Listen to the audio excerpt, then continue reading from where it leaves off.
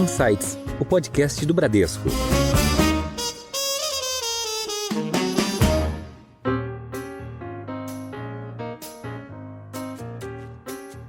E a questão de networking e falar sim, né?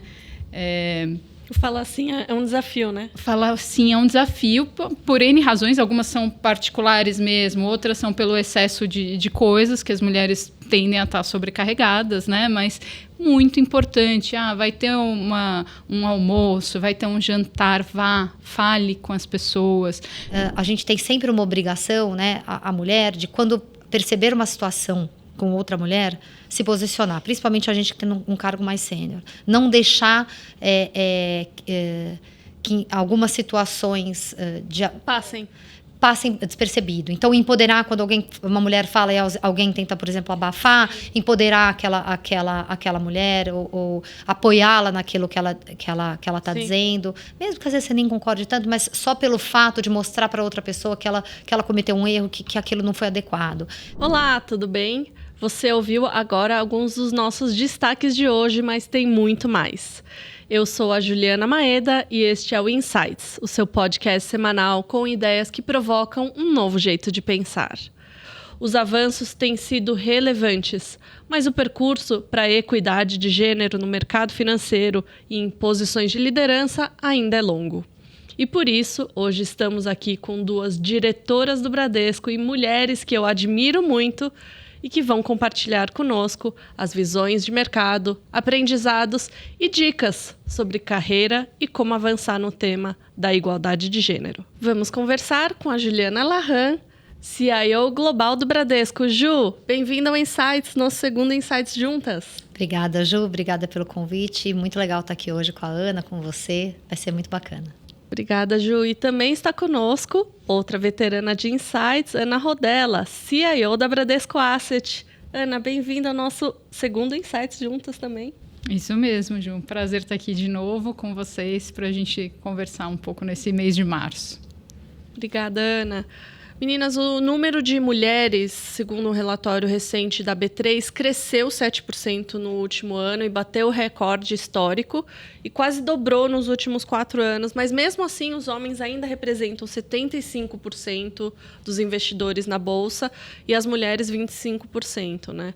O que vocês fazem de avaliação desses dados e, na opinião de vocês, qual que é a importância das mulheres serem inseridas na Bolsa, no universo de investimentos e a importância da educação financeira para as mulheres também? Ju, começar com você e depois eu passo a bola para a Ana. É legal isso, né, Ju? Acho que tem um pouco a ver com a inserção da mulher no mercado de trabalho, ela ter mais renda disponível, ela ir ganhando conhecimento para começar a investir. Acho que ainda é muito modesto perto do que poderia ser. Mas se a gente pensar, tem um estudo da Ambima que fala também que existe um incremento muito grande em mulheres que guardam dinheiro, que economizam, né?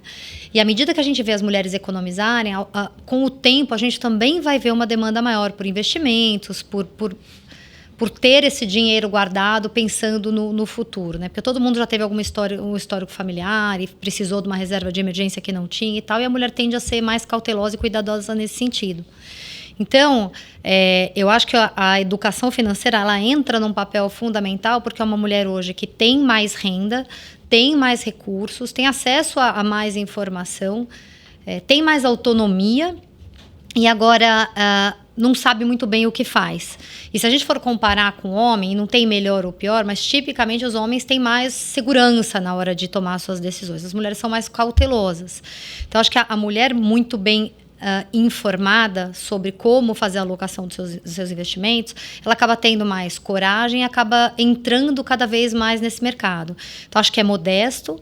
Acho que a tendência é aumentar substancialmente. Você mesma falou que mais da metade das famílias no Brasil hoje são conduzidas ou chefiadas, é a palavra que acho que é o relatório, não sei se é do IBGE. Do Diese que fala, por mulheres. Então, eu acho que cada vez mais a gente vai ver isso nesse mercado. Você também comentou de graduação, né? O maior índice de mulheres, né, entrando em graduação. Mais mulheres do que homens. Se graduando. Então, eu acho que também isso vem um movimento massivo de mulheres cada vez mais entrando no mercado de trabalho, gerando a sua independência, gerando gerando renda. Por exemplo, né, tem mulheres hoje que optam por não ter filhos. Então, você acaba tendo mais renda disponível em casais que não têm filhos. Então, ela privilegia a carreira, então ela é um potencial de uma investidora também no futuro. Então, acho que ainda é modesto, acho que o papel da educação financeira ele é fundamental, e se eu pudesse dar uma dica, né, hoje os bancos, é claro que eu falo isso, acaba sendo um jabá, né, mas os bancos eles são obrigados a atuar dentro de uma regra onde eu só posso oferecer para aquele cliente o que é adequado para ele. Isso até é uma regra da CVM que nos impõe isso, e que bom que nos impõe. Então, o banco ele tem essa obrigação de mostrar o melhor investimento possível. Então, se as mulheres se apropriarem, se questionarem os seus gerentes de banco, outro número que eu vi na Ambima é que os investidores buscam 50%, eu acho que era o total, a maioria de como eles buscam as informações para fazer os seus investimentos, ou é pelo aplicativo, ou é conversando com o gerente. Uhum. Então, usar essa conversa com o gerente, esse aplicativo, para fazer todas as perguntas possíveis, tirar todas as suas dúvidas e tomarem as suas decisões baseadas naquilo que as deixa confortável, que faz sentido e tal. Então, eu acho que o papel da educação financeira ele é fundamental, a gente tem que tomar cuidado. Né, a gente tem o papel dos influencers, que eu acho que é importante, mas eu acho que hoje é 4 ou 5% pelo número da Ambima também. É muito pequeno, é muito baixo, né, a utilização desse instrumento. Então, usem os bancos e as pessoas de confiança para te ajudarem a tomar as decisões, sempre perguntando os riscos, né? Porque eu acho que no final das contas importa mais o risco do que o benefício. Me alonguei aqui. Imagina. Passo para você, Aninha. Não, acho que tem esse recorte histórico que é muito importante, né? Para a gente parece tudo muito estabelecido, mas as mudanças que trouxeram, dia a dia, né? Sim, a gente que está no dia a dia. E as mudanças que trouxeram a mulher para esse mercado de trabalho, com esse poder de poupar, elas são razoavelmente recentes, né? Então, acho que não faz parte historicamente da vida da mulher essa conversa. Então, ela tem que ativamente correr atrás disso para realmente fechar esse gap, né? Acho que a provocação que eu faço para quem está nos ouvindo ou assistindo aqui é: se você é mulher, quando foi a última vez que você discutiu seus investimentos com uma amiga? Né? E os homens é muito comum, na rodinha, tudo bem que na rodinha também tem aquela coisa muito do eu ganhei com isso, né? Que também é um comportamento mas não conta que perdeu 2 vezes, né? Mas ter isso mesmo no seu dia a dia, lembrar que investir com um pouco mais de risco não significa um investimento arriscado. Existe todo um leque de riscos que você pode ir, né? Então, tem muita opção que vai estar dentro do que é o conforto, muitas vezes trazendo um retorno melhor. E lembrar que investir é colocar o dinheiro para trabalhar para você, não tem coisa melhor do que isso, né? Você não está fazendo nada e ele está lá rendendo para você. Então, acho que tem que existir essa provocação mesmo.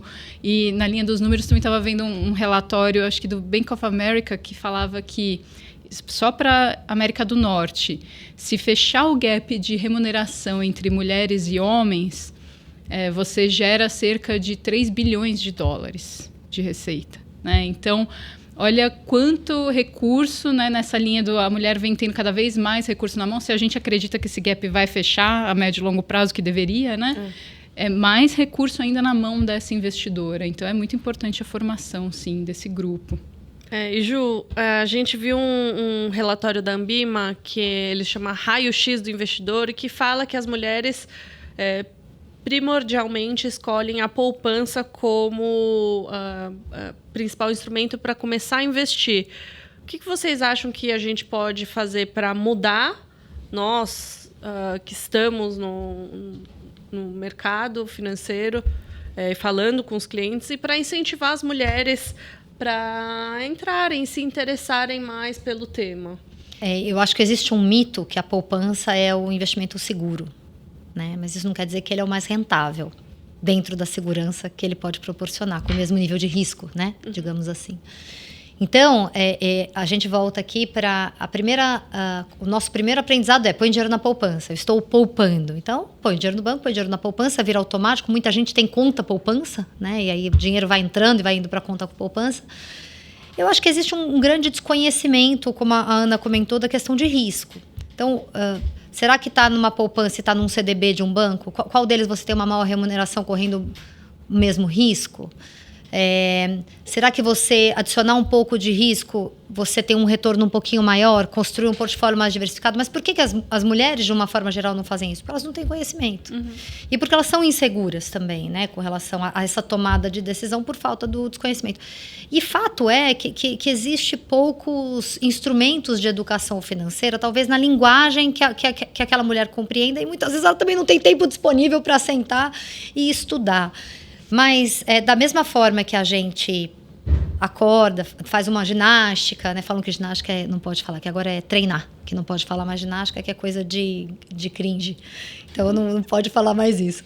Mas, da mesma forma que você acorda, que você escova o dente, que você faz a sua higiene, que você pega o seu carro, você vem para o seu trabalho, e que você tem a sua rotina, o investimento ele é parte disso. Ele é parte de um preparo para o futuro, ele é parte de você juntar os seus recursos para uma previdência privada para não depender do governo, quais são os seus planos financeiros. Então, o grande investimento ele começa com os seus planos financeiros. Óbvio que eles podem mudar ao longo da vida, e aí você readequa e redireciona os seus investimentos para isso.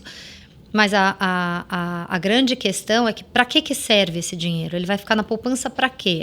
Né? E aí você vai direcionando cada caixinha o destino daquele dinheiro. Então, o dinheiro da aposentadoria deveria ter uma aplicação diferente do dinheiro para eu comprar um imóvel daqui a um ano. E assim sucessivamente. Então, eu acho que é uma questão de conhecimento. Autoconhecimento. De autoconhecimento daquilo que você quer, porque planejamento financeiro, ele requer disciplina também, né? Como eu falei, de escovar o dente e tal. Mas também você traçar aquele plano e executar aquele plano e se informar para fazer a execução daquele plano para você. Então, eu acho que é uma questão da gente parar, pegar as rédeas e se dedicar a si mesmo, pensando no futuro daqueles recursos. E agora, para todos os investidores, não só as mulheres, qual que é a nossa projeção? Quais são as classes de ativos que vocês mais gostam atualmente? Eu sei que vocês têm uma bola de cristal e vão acertar, brincadeira. Mas o que é que a gente está olhando agora, Aninha, nesse cenário que é muito desafiador no Brasil e fora do Brasil também? O cenário tem estado desafiador já tem alguns anos, né? E é bom você falar de no Brasil e fora do Brasil, porque esse é um lembrete que eu, sempre que possível, faço quando estou falando com investidores. O Brasil é um pedaço pequeno do mundo. Por que você ter seus investimentos só aqui? Por que você só olhar aqui, né? O ano para a Bolsa foi difícil. Nos Estados Unidos, o S&P, que é a Bolsa americana, andou mais de 20% ano passado. Isso é muito complexo. Não é mais hoje em dia, né? A gente tem um fundo aqui, chama Bolsa Americana.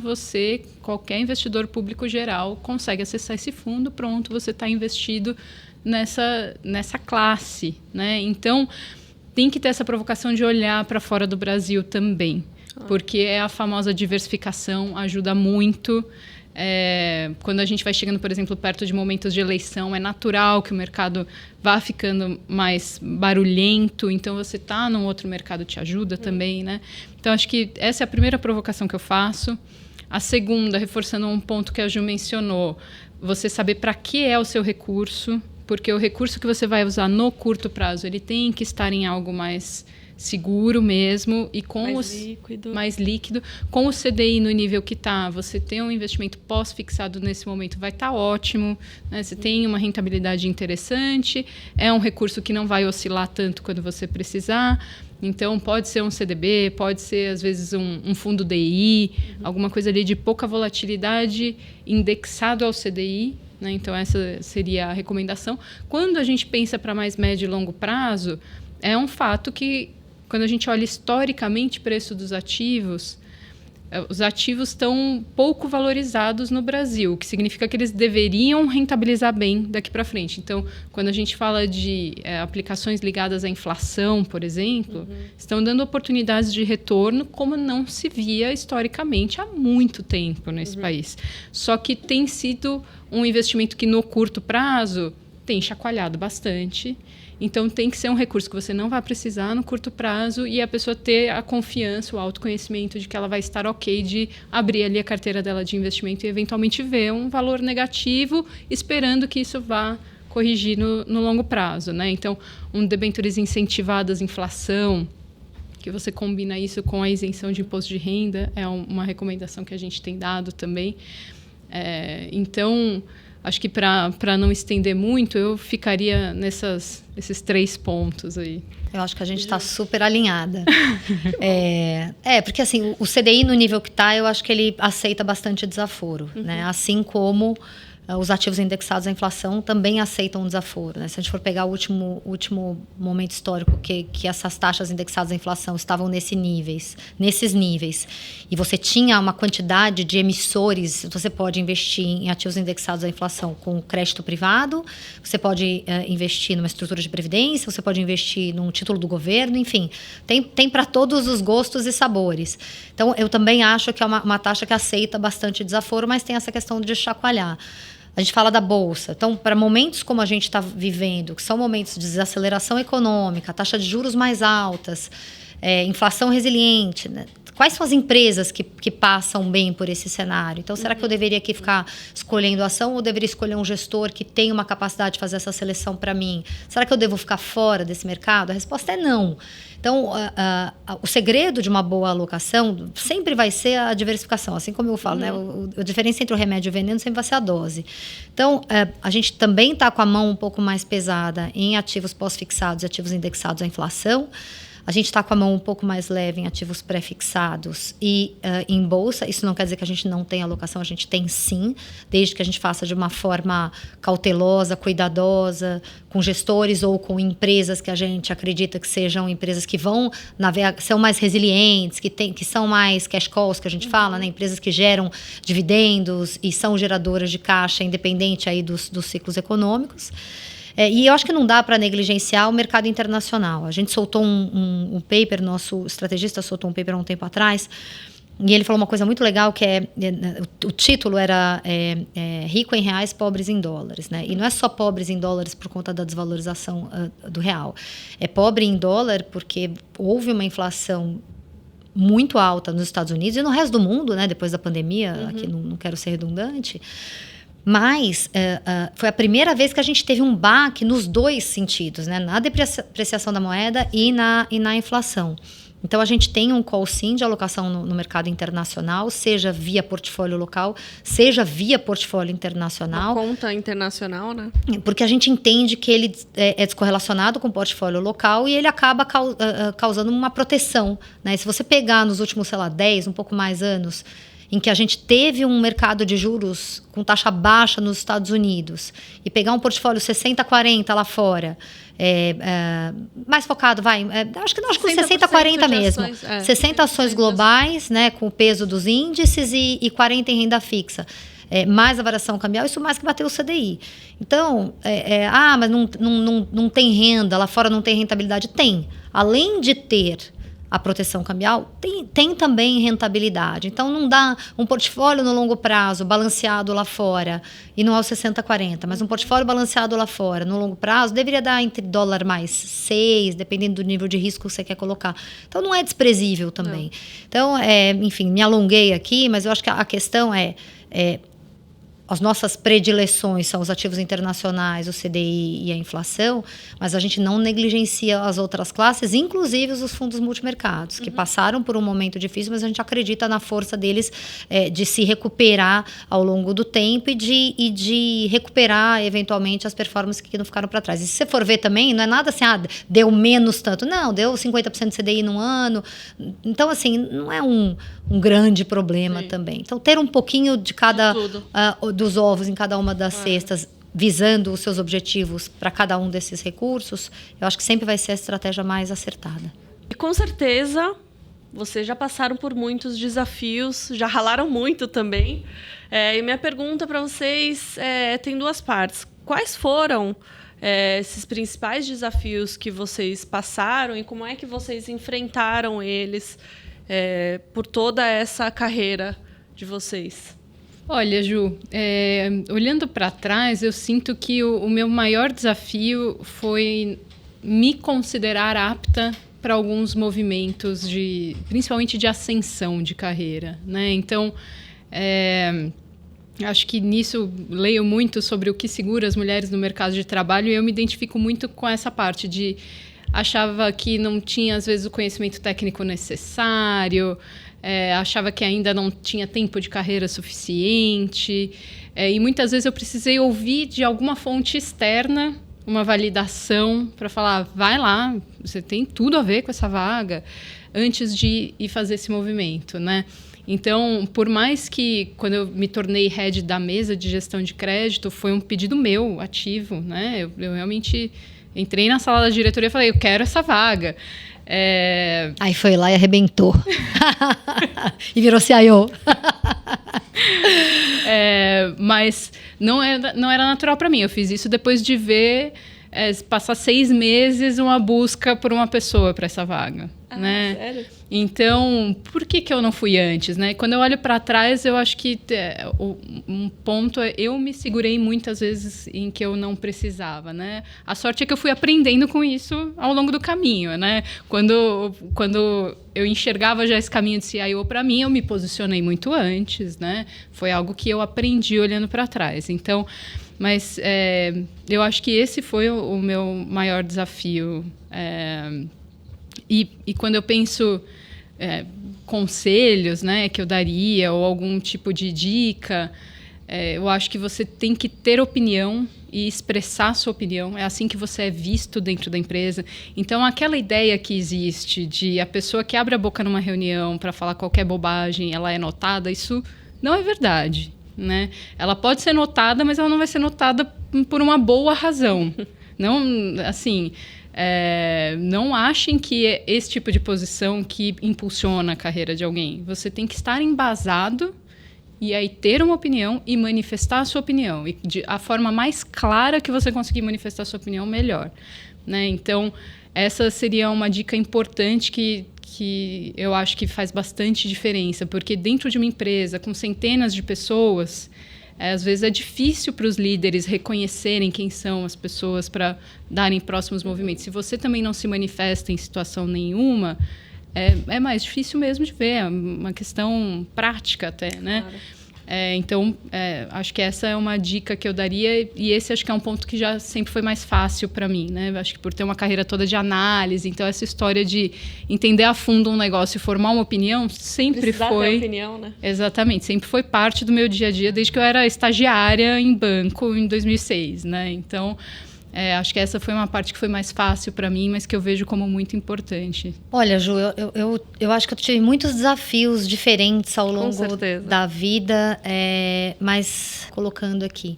Nunca ninguém me falou, você não pode porque você é mulher, nada disso, mas eu acho que a gente cria, eu vou usar uma expressão ruim, mas os demônios na nossa cabeça, e a gente coloca expectativas nos outros, você fala assim, nossa, mas aquela pessoa fala bem e tal. Hoje né, depois de quase 30 anos de carreira, eu olho e falo assim, tu fala bem, mas tecnicamente não conseguiu me convencer que o produto é bom. Precisou de mais conteúdo. Um pouco do que ela me falou, do que a Ana acabou de falar. Então, eu acho que ao longo do tempo, a gente tem aquelas admirações que a gente idealiza um pouco as pessoas, mas com o tempo a gente vê que todo mundo é igual a gente, com as mesmas dificuldades, com os mesmos problemas, e a gente para de pôr a expectativa no outro e vira o holofote pra gente, tipo assim, o que eu posso fazer dentro das minhas possibilidades? Eu faço o que eu posso fazer dentro das minhas possibilidades? Eu vou fazer. O que não está ao meu alcance não está no meu controle. Uhum. E aí, quando você vive dessa forma, você abaixa as suas expectativas com relação aos outros e você passa a contribuir junto com os outros para a resolução dos problemas. E aí a tua vida fica mais feliz, eu vou dizer. Eu não vou dizer mais fácil, mas ela fica mais leve. Ela fica mais leve. Então, eu acho que esse, para mim, foi o grande aprendizado. Tirar o holofote dos outros e virar para mim, né? O que eu posso fazer? O que eu não estou fazendo que eu posso fazer? Se eu fiz tudo que eu podia, a minha consciência está tranquila. E buscar ajudar quem pode me ajudar e contribuindo para o trabalho também deles. E aí você entra num ciclo super virtuoso, positivo, e isso foi transformador para mim. Né, anos de coach, enfim, tem vários processos que eu também cedi, porque eu percebi que num determinado momento isso é uma coisa legal. Acho que a Ana ela acabou de contar aqui da trajetória dela, da parte mais técnica, mas tem até um momento em que a parte técnica te leva. E depois desse momento, para você para você avançar na sua carreira, você tem que aprender a interagir com as pessoas, a criar laços, a contribuir para o trabalho do outro para que ele contribua para o seu. E eu acho que esse foi o grande aprendizado da vida adulta. Não é só no trabalho, não. Eu acho que como um todo. Então, é isso. Sabe que você começou a... Long story short. Você tocou nesse ponto do coaching e das soft skills, né? Que realmente, para quem tem uma carreira com origem técnica, é meio isso. Chega uma hora que você fala, tá, mas o que eu tinha de técnico para saber aqui eu já sei, o que eu faço agora. E essa transição ela é difícil de fazer, porque ela é muito menos óbvia, né? O técnico ele é mais claro que você tem que estudar, né? E quando a gente pensa na menor ascensão das mulheres a cargos de liderança, que é um outro issue, né? Eu acho que essa questão de desenvolver esse soft skill, desenvolver liderança, procura ler sobre, tem tanta coisa a respeito, né? Tem vídeo, tem podcast, tem livro, não é blá blá blá. Então, quando o material é bem feito, são coisas que realmente ajudam no dia a dia. Sim. E se você está mirando um cargo de liderança, você já começar a trabalhar isso já vai transparecer nas suas relações do dia a dia. Isso ajuda a te colocar numa posição onde você vai ser mais considerada para um movimento, para uma ascensão, né? Então, acho que esse é um ponto bem importante também. E a questão de networking e falar sim, né?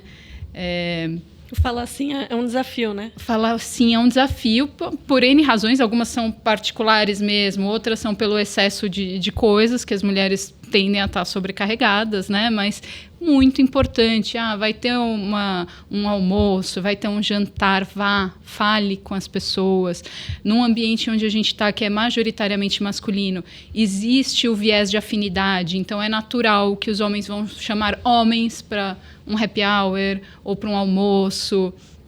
Vai forçando essa entrada, porque não é... Eu realmente não acredito que seja consciente. Não quero uma mulher aqui nessa conversa. Sim. É porque naturalmente não vai acontecendo. Você tem que se colocar ali no meio para começar a fazer essa transição e participar cada vez mais das coisas, né? Então, eu acho que pensando não só dicas para carreira no geral, como mercado financeiro, mas ascensão, esses fatores vão ficando muito importantes. Conhecer as pessoas, trocar ideias. É o que a Ju falou, né? A gente, às vezes, tem aquela imagem de, nossa, existem aquelas pessoas que são geniais. E, na verdade, não. Você vai vendo que o que acontece tem gente que conversa com mais gente, então tem mais ideia. Então, seja você essa pessoa que conversa com mais gente e tem mais ideia, né? Realmente se provocar. E lembrando que essas coisas ou a gente se cobra mesmo para fazer, ou, naturalmente, elas não vão acontecer. Não, então, Ana, uma coisa que você falou, que eu acho que é importante, assim, você se posicionar, mas se posicionar embasado. Eu acho que isso vale para mulher, isso vale para homem. Porque no passado tinha aquela coisa assim, tá falando ali e tal. Mas a verdade é que quando você fala embasado, você vai ter gente que vai concordar com você e você vai ter gente que vai discordar de você. E tá tudo bem.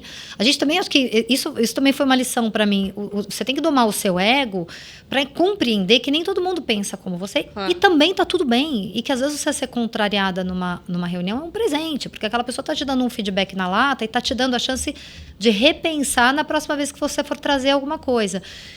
E para isso, antigamente você falava assim, não tinha um ambiente que você não pode se manifestar. Não tem mais essa. Se você for cortado por se manifestar num assunto que é relevante para aquela reunião, o próprio sistema vai excluir aquela pessoa que vai ter um comportamento que não é legal. Uhum. Então, também foram alguns dos aprendizados que, assim, manifeste-se de forma, com conteúdo, de forma concisa e objetiva, mas não deixe de colocar o seu ponto. E se alguém, por acaso, for grosseiro com você, aí é um problema dele, não é um problema seu, né? A tua parte você fez. E vocês acham que as mulheres estão um pouco mais presentes nos cargos de CEO, até nos conselhos das empresas, das grandes, das pequenas? Vocês acham que as mulheres hoje já estão mais dispostas a aceitar esses desafios nos cargos mais altos? Eu tenho sentimentos mistos sobre essa pergunta. Eu ainda, várias vezes, quando entrevisto mulheres para alguns cargos e estou encantada com elas e com o currículo, eu sinto que às vezes falta um tiquinho de coragem para tomar um risco de sair de onde está, para vir para um negócio diferente, né? Muitas vezes eu estou falando com alguém que está no banco para vir para o universo de asset, e é algo desconhecido. A minha percepção pessoal é de que esse cuidado, esse freio, ele existe mais nas mulheres do que eu vejo nos homens. Eu sinto os homens mais propensos a dar esse pulo.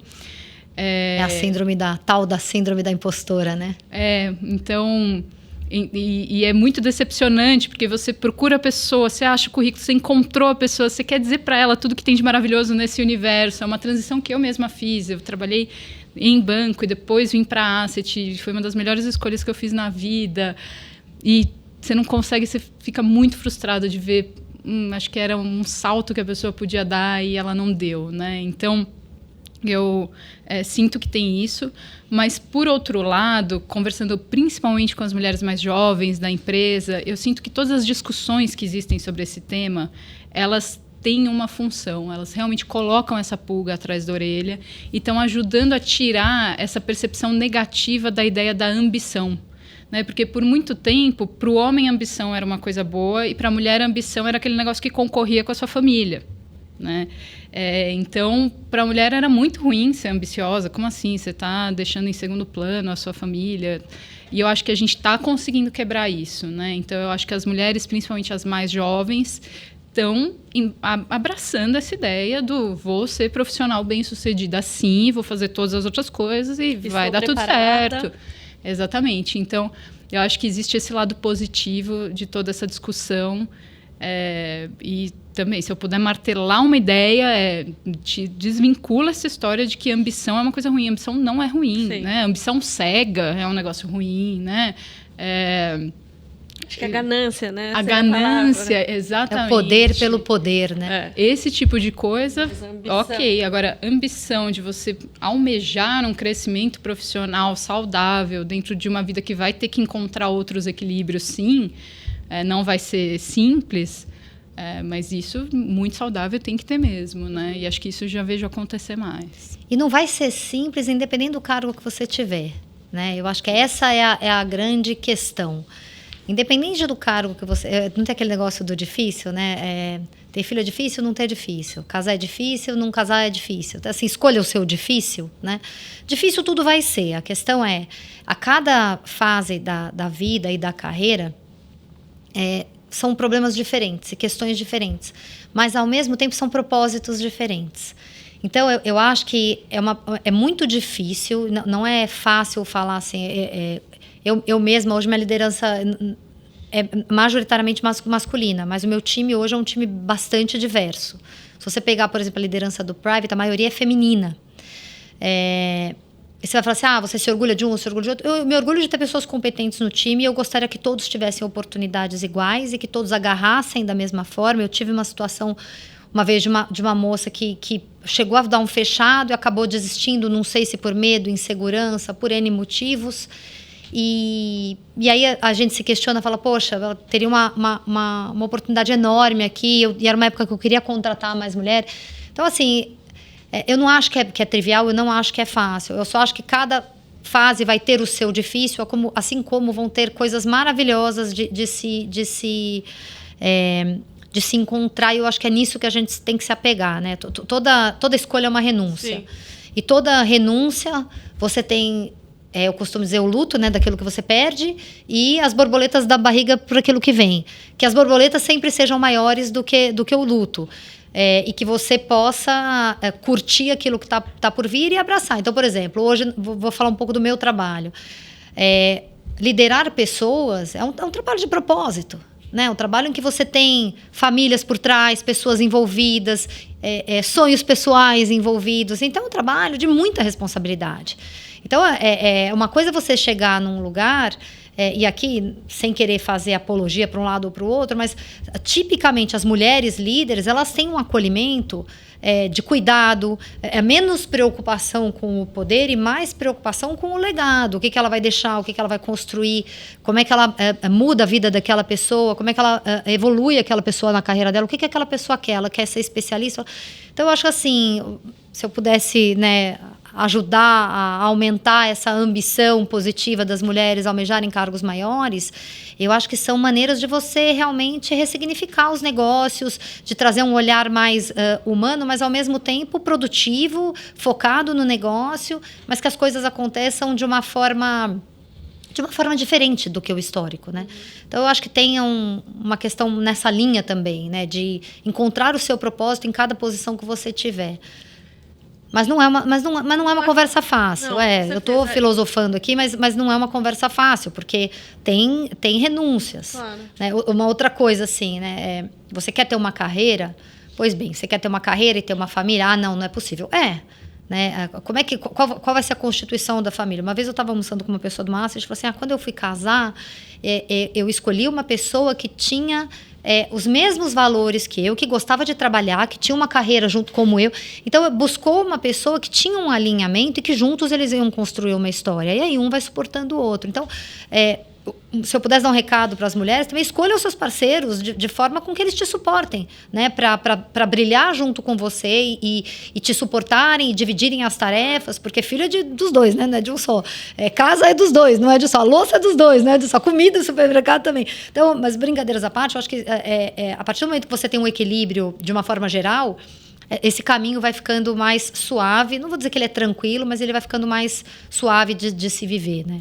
E tem algumas estratégias que vocês adotam nas equipes de vocês para justamente promover essa igualdade de gênero que no nosso mercado ainda é muito difícil, no mercado de asset especialmente, e também para a gente construir esse ambiente um pouco mais equilibrado entre mulheres e homens. Olha, Ju, eu busco bastante essa questão dos currículos, então toda a vaga que abre, receber currículos de mulheres, que não é algo que acontece automaticamente, então realmente você tem que enfatizar esta mensagem, e aí a hora que você enfatiza a mensagem, surgem bons currículos, né?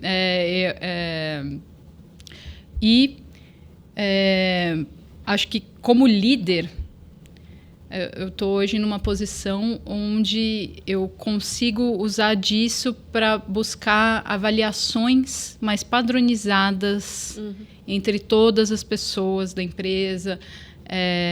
Sempre bater nessa tecla, se a gente está realmente olhando todo mundo com o mesmo olhar, se a gente está discutindo num grupo grande e diverso o suficiente de pessoas, as oportunidades que existem na empresa, para tentar tirar certas tomadas de decisão que eventualmente acabam ficando mais nichadas num grupo menor, ou para evitar coisas que, mais uma vez, eu não acho que elas são intencionais, mas são vieses, muitas vezes inconscientes, que eu acredito em criar esse framework que facilite a tomada de decisão isenta mesmo, né? O gênero não deveria ser um fator a ser considerado, a menos que haja alguma política, por exemplo, mais de reforço positivo, tal.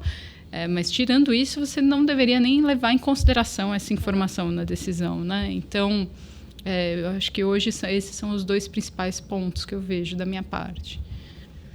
Legal. Eu acho que tem duas coisas. Tem o que você faz com o que você tem e o que você faz com o que está fora, né? Porque e aí vale para a igualdade de gênero e vale para qualquer tipo de diversidade. O que está fora, você tem o currículo que chega para mim, talvez ele já chega com um filtro de uma seleção privilegiada de acesso a inúmeras, a educação, a formação, a inglês fluente e tal. Então, ali já é você já tem um filtro, né? Então, tem um trabalho que é feito pela Academia de Investimentos do Herbert, que é um time que eu acabei de receber, e é um time que eu recebo com muito amor, assim, que é um trabalho maravilhoso, que forma 150 estagiários por ano, além de outros programas de formação, e são estagiários os mais diversos possíveis, né? E não é só do Brasil inteiro, e não é só de escola renomada, é de uma forma geral, porque esses estagiários passam um ano estudando. estudando temas técnicos, temas comportamentais, sendo certificados e tal.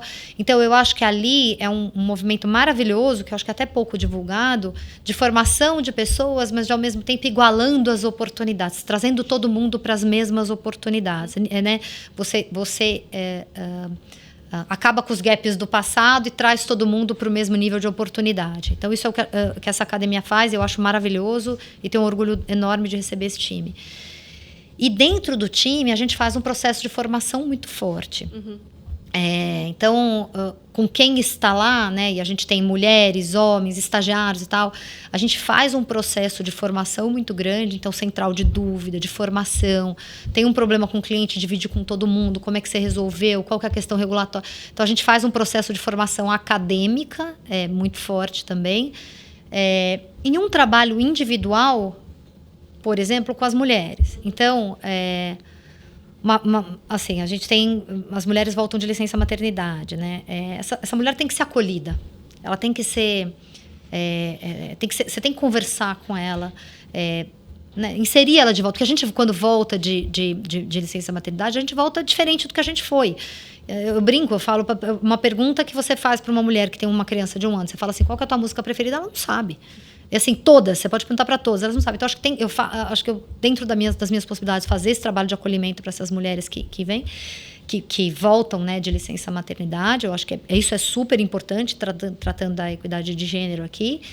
E também, individualmente, com mulheres que estão naquela fase de o que eu faço agora? Será que eu tenho filho? Será que eu não tenho filho? Pô, vamos conversar? Vamos entender por que isso é um tabu? Quais são esses problemas? Então, esse acolhimento dessas mulheres, de uma forma geral, a gente faz também. E, inclusive, meus líderes masculinos fazem também. Então, eu acho que... eu acho que dentro da minha possibilidade, dentro do que eu consigo fazer hoje, atingir esse público, fazer com que eles também tenham uma cabeça mais igualitária, mais agnóstica do ponto de vista de gênero, foque na competência, mas que também tenham um olhar cuidadoso, porque também tem homem que é diferente, tem homem que é mais sensível, tem homem que é mais truculento. Pô, a gente precisa ter um olhar para todo mundo, né? Porque eu acho que o time diverso, ele é importante.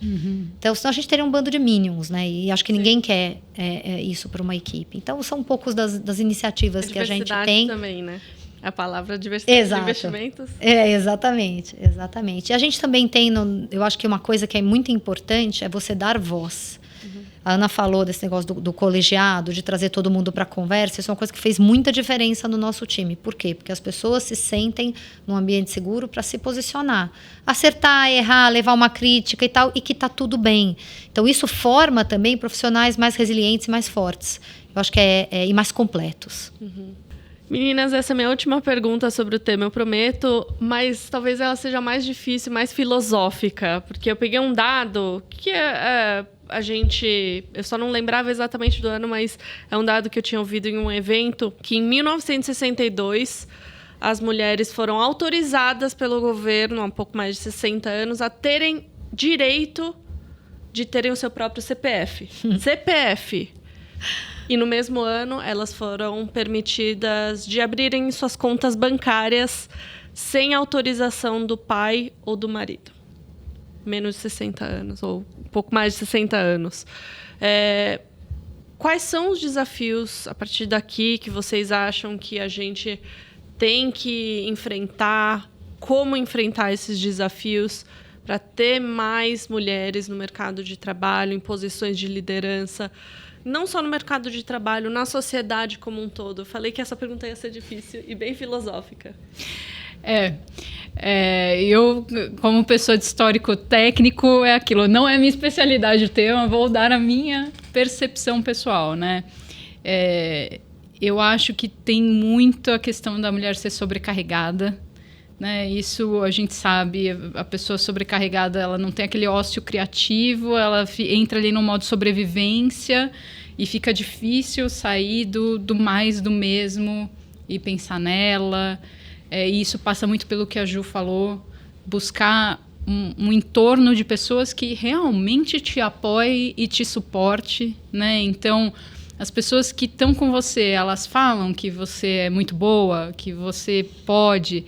Eu lembro de momentos, assim, muito relevantes na minha vida, que eu tinha pessoas importantes me falando, cara, vai lá, você é muito boa, você vai mandar ver. Homens ou mulheres? Homens ou mulheres, exatamente. Então, se cerque dessas pessoas e, principalmente no seu círculo mais próximo, divida as coisas, porque senão é enlouquecedor mesmo, né? E o segundo ponto, eu acho que a mulher tem essa questão muito da culpa, do tempo que ela tem que dedicar aos outros, né? O tempo que ela tem que dedicar aos pais, o tempo que ela tem que dedicar aos filhos. Então, eu costumo falar que mulher não pode ver uma culpa passando que ela pega para ela, si. né?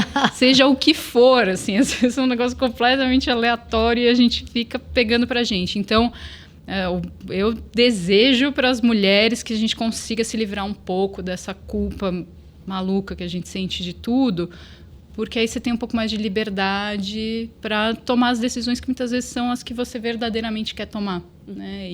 E tem alguma coisa te segurando e você não sabe muito bem o que é.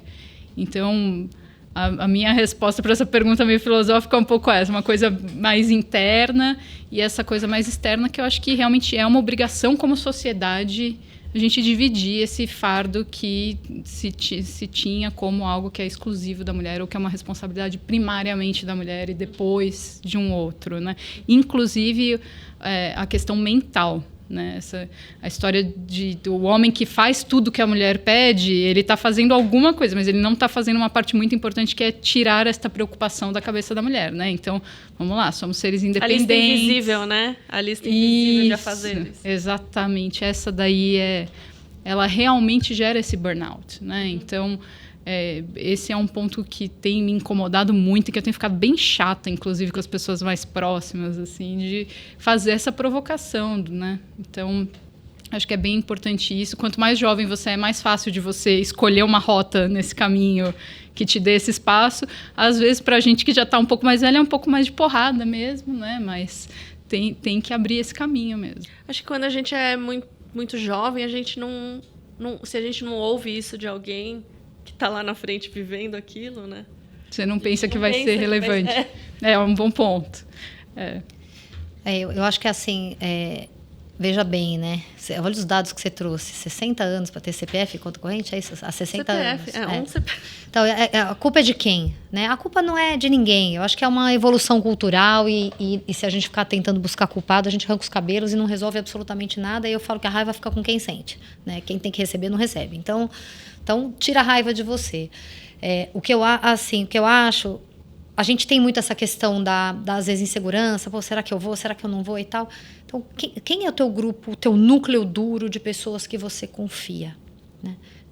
Que você confia para te falar a verdade. Seja ela boa ou seja ela ruim. E quando você tem 4 pessoas falando a mesma coisa que não é legal sobre você, pare e reflita. Uhum. Não fica tentando se defender, se explicar. Não, mas sabe aquela coisa de você ficar sempre tentando se defender? Pô, reflete. Se tem 4 pessoas, 2 pessoas, 3 pessoas falando isso para você, será que não é algo que você deveria revisitar, fazer de uma forma diferente? Então pensa, né? Então busque pessoas que sejam honestas com você. É um presente a pessoa falar para você o que ela acha, o que ela pensa. Obviamente baseado em fatos, tem coisas que você vai entrar por aqui e sair por aqui, porque vai vir coisas boas e vai vir coisas ruins. E quanto mais a somatória das coisas boas e ruins, ela vai te dando bagagem para você trabalhar isso em você e se tornar um profissional melhor. Uhum. E por outro lado, vai ter situações que você fala, pô, não vou, deixa eu chamar uma pessoa aqui da minha confiança, o que eu faço? Não, aí a pessoa fala assim, não faz, eu já fiz isso muito com um pessoal que trabalha comigo, não faz desse jeito a pergunta, faz desse jeito que eu acho que vai ser mais adequado. Então, buscar pessoas que vão te ajudar e te orientar nesse caminho para te ajudar a pavimentar, porque o caminho é teu, mas a pessoa vai lá, põe mais um pavimentozinho aqui, põe um ladrilho ali e tal, e vai te ajudando a construir esse caminho. Então, quem são as pessoas que você carrega junto a você ao longo da tua jornada? Eu acho que é a primeira coisa. E a segunda coisa, eu acho que a gente tem sempre uma obrigação, né, a mulher, de quando perceber uma situação com outra mulher, se posicionar, principalmente a gente que tem um cargo mais sênior. Não deixar que algumas situações passem despercebido. Então, empoderar quando uma mulher fala e alguém tenta, por exemplo, abafar, empoderar aquela mulher ou apoiá-la naquilo que ela está dizendo, mesmo que às vezes você nem concorde tanto, mas só pelo fato de mostrar para outra pessoa que ela cometeu um erro, que aquilo não foi adequado. Então, acho que essas mensagens, esses posicionamentos, eles são muito importantes até para abrir caminho para essas mulheres quererem continuar, porque ela fala assim, pô, eu não aguento mais, aquele cara, ou aquela pessoa, ou aquela outra mulher, a pior coisa que tem é mulher tratando mal mulher, assim, aí para mim é o fim do mundo, né? Então, na verdade, nenhum é bom, mas é pior ainda, né? Então, como é que a gente se suporta como grupo para elevar e cada vez mais impulsionar essas mulheres para continuarem no mercado de trabalho? É a famosa sororidade. É isso aí. Meninas, a gente está chegando no fim da nossa conversa e antes da pergunta da dica cultural, eu quero uma curiosidade de vocês. Essa talvez seja uma pergunta difícil também. Qual é um hobby ou um talento inesperado que pouca gente sabe sobre vocês? Olha, Ju, eu acho que que talvez algumas pessoas saibam, por bastante tempo eu dancei, fiz balé contemporâneo, nunca passei nem perto de ser profissional, nem fiz aquele balé clássico e tal, mas eu adorava, eu gosto de dançar qualquer coisa que seja, de qualquer tipo. E estou comprometida a voltar para esse hobby esse ano, porque ele ficou de lado por muito tempo. E acho que uma outra coisa que eu gosto muito de fazer, que é bem a cara de uma senhorinha, é jardinagem. Que legal, que legal. Eu gosto de ervas, tudo. Plantar mesmo, né? Eu moro numa casa, felizmente morei em casa a maior parte da minha vida, então gosto de ir lá, planto, corto a folhinha que tá judiada e tal. Então, é uma coisa que eu me sinto bem uma senhorinha fazendo, mas que eu acho bem gostoso. Bem meditacional. Muito meditacional. E vou te falar que tem esse lance de você ver uma coisa viva tomando o rumo dela. Muito legal. É realmente uma pequena alegria, assim, um negócio muito simples e que dá um prazer muito grande. Ju? Putz, Bom, eu tenho várias coisas que as pessoas talvez não esperem de mim, mas talvez a mais inusitada é que, se vocês estiverem assistindo o jogo do Palmeiras, a chance de vocês me verem na torcida no Allianz é muito grande. Não vai estar vestida assim. Não vou estar desse jeito. Certamente eu não serei reconhecida. Mas aprendi, nunca fui de futebol. Mas, enfim, meu marido é fanático, meu filho é fanático. Embarquei nessa e virei palmeirense aí junto aí com eles e a gente vai sempre atrás dos jogos. Acaba virando um programa também. E acaba virando um programa muito legal de final de semana, ou às vezes de dia de semana, dependendo do horário. Mas é isso, é vestir a camisa do Verdão. Legal. Meninas, vocês sabem, a gente tem aqui essa tradição do Insights, de pedir uma dica cultural. Então, agora sim, eu quero pedir a dica cultural de vocês para hoje. Ju, qual que é a sua dica cultural para a gente hoje? Ju, eu fiz uma mentoria com uma pessoa muito especial, com um homem. Eu fui mentora dele. E ele se entregou de um jeito, foi tão especial que a gente até se emocionou no final. E ele me deu um livro muito legal ele me deu vários livros, na verdade, mas esse foi o livro que mais me tocou, que chama Talvez Você Deva Conversar com Alguém. Lori, eu não lembro o nome da autora, mas ela é uma psicoterapeuta e ela conta as histórias dos pacientes e uma história dela quando ela buscou terapia por conta de um problema no relacionamento. Então, fala muito sobre vulnerabilidade, autoconhecimento, enfim, é super interessante. Você sabe que no outro podcast eu falei que eu queria ser psicoterapeuta, né?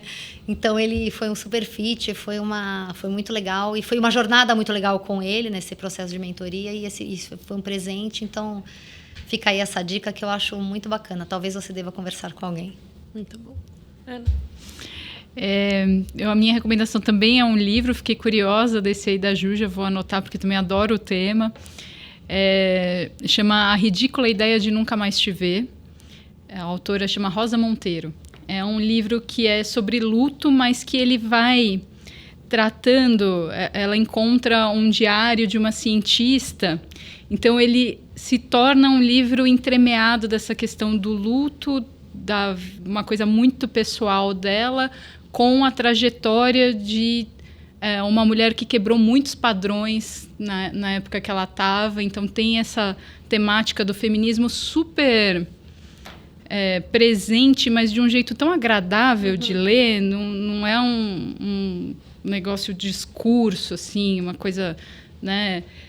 E uma mistura entre ficção, realidade, um livro muito bem escrito, é realmente um prazer, foi um livro de devorar, assim, ele é fininho, é um livro que vai embora super rápido, porque você pega e você não consegue largar, e mexeu muito comigo quando eu li. Então, e tem alguns livros dessa temática feminina que você termina querendo mudar o mundo, né? Tem uns livros que você termina de ler, você fecha e fala, tá, o que eu faço agora? Que passeata que eu monto? E esse é um desses livros que mexe também com você, desse lado de repente, você acorda querendo mudar o mundo, e é uma delícia quando você consegue ficar nessa energia. Muito bom, eu adorei as dicas. Bom, esse foi mais um episódio do Insights, o podcast do Bradesco, num bate-papo delicioso.